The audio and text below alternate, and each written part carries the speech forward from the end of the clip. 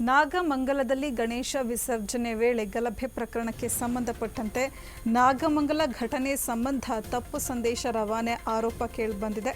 R Ashok ಮತ್ತು ಶೋಭಾ ಕರಂದ್ಲಾಜೆ ವಿರುದ್ಧ FIR. Nagamangala town ಠಾಣೆಯಲ್ಲಿ ವಿಪಕ್ಷ ನಾಯಕ ಆರ್ ಅಶೋಕ್, ಕೇಂದ್ರ ಸಚಿವೆ ಶೋಭಾ ಕರಂದ್ಲಾಜೆ ವಿರುದ್ಧ ಎಫ್ಐಆರ್. ಬೇರೆಡೆ ನಡೆದ ಪ್ರಕರಣವನ್ನು ನಾಗಮಂಗಲದಲ್ಲಿ ನಡೆದಿದ್ದು ಎಂದು ಸೋಷಿಯಲ್ ಮೀಡಿಯಾದಲ್ಲಿ ಬಿಂಬಿಸಿ ಅಪಪ್ರಚಾರ ಆರೋಪವನ್ನು ಮಾಡಲಾಗಿದೆ.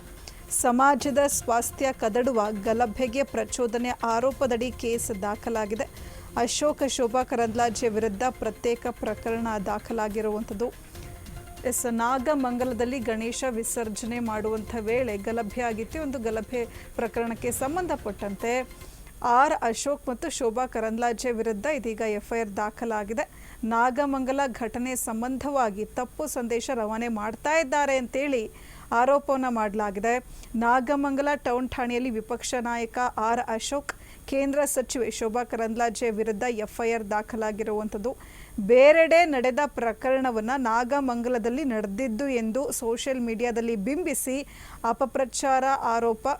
ಸಮಾಜದ ಸ್ವಾಸ್ಥ್ಯ ಕದಡುವ ಗಲಭೆಗೆ ಪ್ರಚೋದನೆ ಆರೋಪದಡಿ ಕೇಸ್ ದಾಖಲಾಗಿದೆ.